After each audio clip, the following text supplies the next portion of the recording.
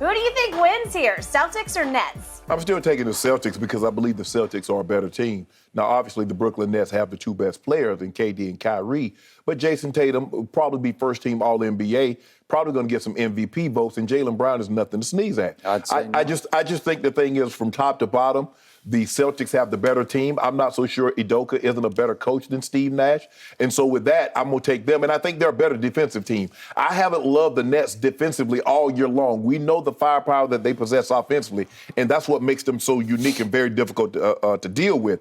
They got 59 points, 23 assists from KD and Kyrie last night and still only won by 7 points. They were up at one point, 40-25, 40-20 in the first quarter, and then they scored 17 points in the second quarter and let the Cavs get back into the ball game. I would like to think that the Celtics are deeper, are a better better basketball team. Sometimes they're a good football team. Than the Cleveland Cavaliers. Yeah. And so with that being said, because basically last night, the only really thing they had going was Garland. And Garland was really good last night. I told you. He can get any shot that he wants. He missed some easy, missed some bunnies. And where did he go to college? I don't know where he went to school. He went to Vanderbilt University. Oh, he's a clutch client. Yeah. Oh, he's a clutch. And what did I predict? I said he averaged 25 over the last 21 games. I said he'll score 35. He got to 34. He got to 34. And so I just think they gave up 65 second-half points. Now, what we've seen from the Boston Celtics over the last 30-plus ball game has been total domination. They go 26-6, and they win so many of those games by 20-plus points. They're not just beating people. They're beating people up. They're taking them apart. They're the best defensive team in all of basketball. So when you combine that number one defensive team and two guys that can go get you 30 each, because, Skip, I believe to a certain degree, as long as you play within 5 to 10 of KD and Kyrie, Jayson Tatum, and Jaylen Brown, now you bring the others. Okay, Smart. Okay, Al Horford. Okay, Tice. White. I think White is there. I think White, the guy from San Antonio. Derek White, yeah. Derek White. No, he's definitely in that 8-man rotation. Yeah. That's what you're going to have to do. You can't make it a 2-man contest. You got to hopefully you can stay within 5 to 10 of what KD and Kyrie does with Tatum and Brown. Yep. And now you bring the others because I believe the Celtics others are better than the Nets others. I believe Udoka is a better coach. I really do, Skip. Because I don't know how hard it is to coach KD and Kyrie when they get it going like that. Kyrie couldn't miss the first. I mean, he made his first 12 shots. And I'm thinking the last shot of the game, I said, man, you take this, you about to mess up a good first half. You down and down. I said, don't mess that up. I ain't going to mess it up. I'm going to try. The last one was the showstopper. I'm going to make that one also. Skip, but I almost feel that KD is more dangerous in this mode where he gets you 25 and dishes out 11 assists than if he just goes out and scores 32, 35 points. Yep. Because now he's still getting his in an efficient manner, but he's getting others involved. Kyrie was extremely efficient last night. Kyrie was 12 or 15. Like I said, he made his first 12 shots. You got to be careful.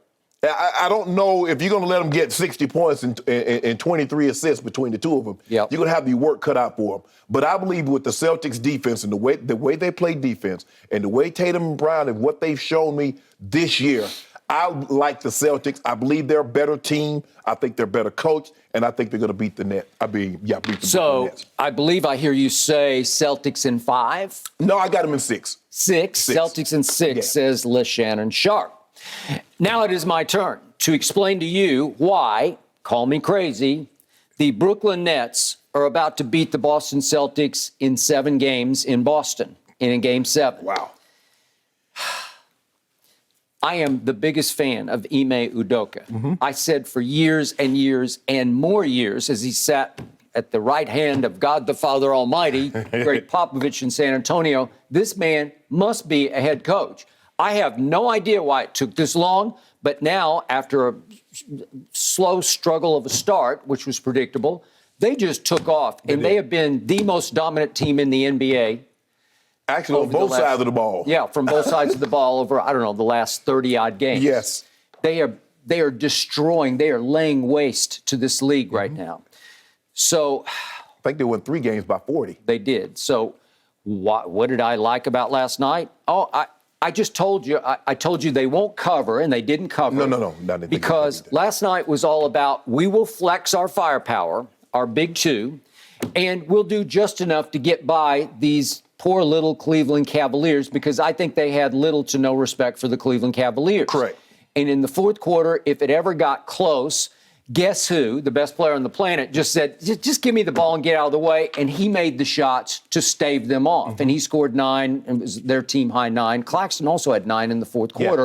And that's all they needed because Darius Garland was going pretty crazy. He had 16 in the fourth. But in the end, it's a two-man show. Right. Except this two-man show is simply the greatest two-man perimeter show we've seen in the history of basketball. True. I tweeted this at halftime. We have never seen a duo this dynamic on perimeter shooting. However you want to describe it, I'm talking about shot making. Right. You could do, we could do Shaq and Kobe as just a duo. No. Okay. We could even do Michael and Scottie as a duo. But I'm talking about shot making. Right. From some distance, if not 3-point distance on both sides. But here's the difference. What sets them apart from Klay and Steph is that Kyrie can go from 3 to the rim. That's Neither what one I'm of those saying. guys are really I'm rim. talking about all-around shot making. Yeah. Nobody can touch There's Kyrie. never Kyrie. been anything like these two. No. And when Kevin Durant decides, as we always talk about, he is a 7-foot monster. Yeah. And Turned into a 7-foot point guard. well, he is. And all he did last night was, once again, oh, you're going to double me? Well, I'll get you 11 assists because he's highly capable of 11. Yes. And guess what Kyrie Irving did? He got you 12 assists. Yes. And furthermore, may I add the little cherry on top? The stat of the night to me is hidden in this box score because there are a lot of wow-pow stats that you look at on both KD and Kyrie. But if you look all the way across to a category called BS, which is not a bunch of BS. It's actually very indicative of what happened last night. What's underneath Kevin's column 3. there? Kevin Durant blocked 3 shots last night, and I thought they were all pretty crucial, where he just stymied shots at the rim. Darius Garland would just say, whoops, he's 7 feet tall, and he's like 7'6" long, right? With Skip, they had 9. And so you get Claxton coming in there challenging Kevin Love. He's blocking shots. People don't see him. He's a better defender. He's a better defender than people give him credit for. Okay. So I will give you this. Ime is a much better coach already than Steve Nash because Ime has way more experience than Steve Nash because he just got thrown into the fire a year ago like, here, coach these guys. Right. Really? Well, does he? I don't even know what they're doing. I don't like what they're doing. I don't like their rotations. I don't like the fact that my man, LaMarcus Aldridge, is a DNP night after night, and I do not get it. I do not understand why Blake Griffin, night after night after night, is a DNP. Cannot see the light of play. Those two players, I thought, silly me, I thought Blake Griffin last year against Milwaukee in that 7-game series, I thought he was pretty good. I thought he fought on both sides of the ball. He made some big threes. I thought he just battled his butt off against Giannis. Just got physical with him and just used his quickness and his strength. Well, and he can't stop Giannis, but he can bother him a little bit. Well, guess what? Those two guys don't play anymore. They're completely out of the rotation.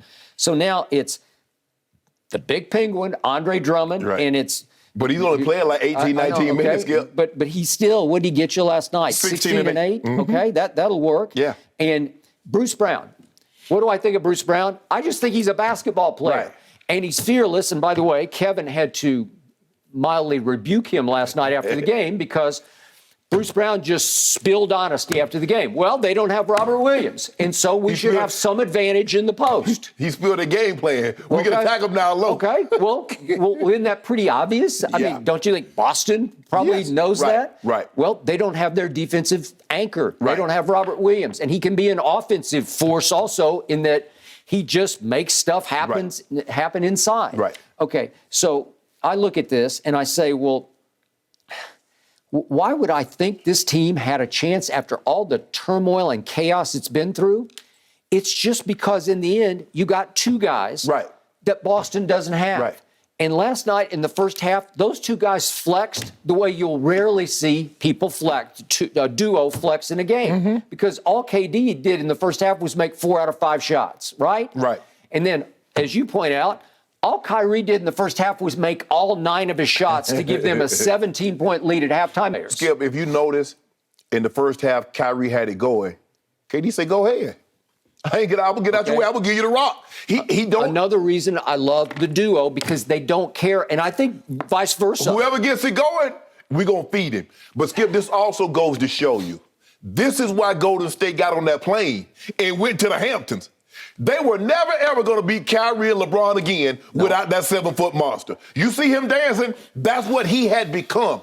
And when they won in 7, you saw Kyrie hit that shot. It gave him he had a different strut about him. And you watched him in the playoff the following year, Skip, in the finals. Mm-hmm. Even though they lost, Kyrie averaged 27. Yep. So you see where they were. Now you watch him in his full display with no LeBron, and you see like, yeah, now I see why y'all got on that plane and y'all begged that man to come join up with you guys. Thank you. These are best friends who vibe off each other and have no ego clashing between each other. Right, correct. Okay, that's a beautiful thing to watch. And yet, can this team play defense? It can play it better than people ever give it credit for because KD can rim protect when he feels like it. I think Kyrie can, as you say, sit in that chair when he feels like it. When it must be done, he does it. Bruce Brown's a good defender. In fact, he built his NBA reputation on his college reputation on playing defense. And Big Drum, at least he's big, right? He's a huge human being, right? Yes. And Nicky Claxton blocked five shots. Okay, so he had a shot like to end the second quarter. He did, and I don't know how because he can't make his free throws, but that's okay. Now down to shot making. Do these two need some help? Well, last night they got little to no help because look what Seth Curry did last night. He played 33 minutes and 30 seconds. Let's call it 34 minutes that he played. And he didn't score a point because he went 0 for 4 from 3. I think that ankle is bothering him. Okay, well, it well may be. But I like his backbone. I like his guts. I like his hustle. And I do like his big shot making, which brings me to my little man, Patty Mills. He has been hot and cold, hot and cold. He made a couple last night out of 5. But he is a difference maker in playoff games. Mm-hmm. He is not afraid to take and make big shots. And obviously, they don't have Joe Harris. So those two are going to have to contribute because they're going to get looks like crazy. Those two are going to get lots of open looks.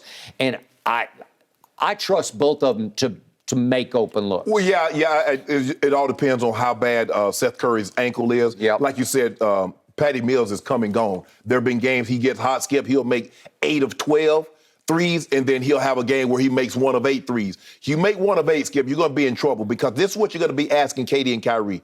KD, Kyrie, we need you to give us this efficiency with these numbers and play 42-plus, 40-plus minutes a night for the entirety of the series over however long it goes. You're asking an awful lot because, Skip, they can't have an off game now. They've got to do this 5, 6, 7 times. Skip, I don't think it's going to be a sweep on either side. But I feel the Celtics are going to win. But I'm saying you're going to be asking KD and Kyrie to be extremely efficient while playing 40-plus minutes every other night. Yep. Okay. That's asking an awful lot, Skip. I got it. And Boston's obviously, on paper, it's Boston. Boston. You're going with the chalk. You're on the right side of this.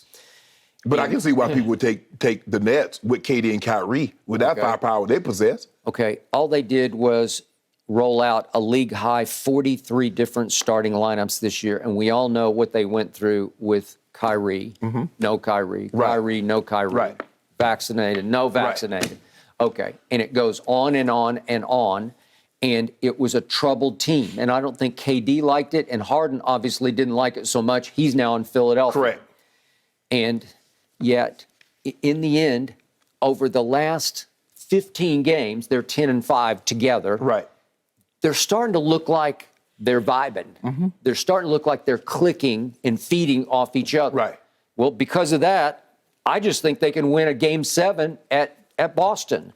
And I look at Ime. What I love about what he did was he inspired in that Boston team a true defensive backbone that I don't think Brad Stevens ever inspired. Right. Where they play hard on defense, they play smart on defense, they pride themselves on that end of the floor where those kids didn't used to pride themselves. Right. So he taught them the right way to do this. Because, Skip, you can play that way now. You think you got Marcus Smart, you know he's going to hit the deck. Robert Williams, he'll hit the deck and defend the paint. Big Al Horford, he'll defend the paint. He'll get on the floor. So you got 3 guys, even though not Jaylen Brown, you see it becomes infectious. They're like, hey, you see the other guys getting on the floor. Damn, I got to Yeah. get down here and get this loose ball also. So you got 5 guys that's doing it, and when they come in with Grant, I don't know if I think Grant Williams might be starting now, Skip, and No, Tice. I think he comes off the bench. But you got Tice, so you Tice. got a very well-rounded defensive team. And trust me, Derek White will play his tail And off. Pritchard, he's scrappy, make some shots, and Peyton Pritchard, I like. I like him a lot. I like him a lot also, Skip. And plus, Kyrie is fasting for Ramadan. And so now that means from once the sun comes up, there's no food to drink until the sun goes down. Yep. So now, Skip, he's, that's asking an awful lot to play those kinds of minutes. Okay, so that's yet another issue. Again, nothing but respect for his the religion, beliefs yes. and what they do. But it does bring into question, well, it could be a little tough depending on the start of the game. Right. Are you going to be fueled up enough for the game? Right. Or are you going to be a little woozy, a little weak? Well, it's hard to lightheaded? Except you're here in the East, so the sun comes up fairly quickly.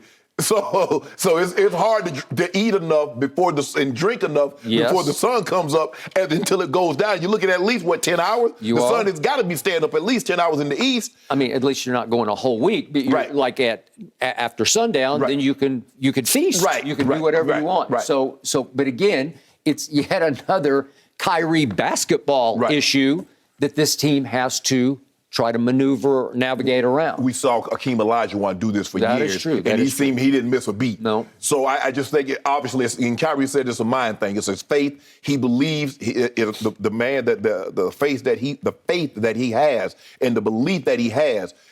It didn't seem to affect him last night. No. Now, I think this might be the first time that he's had to fast that Ramadan and play a ball game. April to May, April 1st to the start of May. So this is I think his first time, Skip.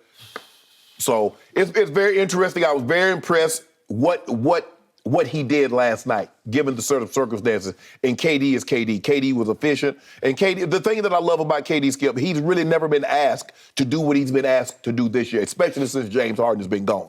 And he's very patient. He's like, you know what? I don't need to rush it. I don't need to force it against the double team. Let me find Bruce Brown, put Bruce Brown as the pick guy. Yep. Hey, he pass it. He hit Claxton, or he'll roll, dive to the rim, and lay it in himself. He screens like a madman. Yeah. So I've been very impressed with what I've seen from KD over the last, since James Harden has been gone. Kyrie has been in and out of the lineup because of his status. Yep. But KD has shown me something. He's shown me that although I haven't been asked to do this, I'm more than capable of doing this. Okay. Thank you for watching. You can subscribe here to get the latest from the show, and be sure to check out more of the best clips from Undisputed, or go watch a few other segments from our other shows on FS1.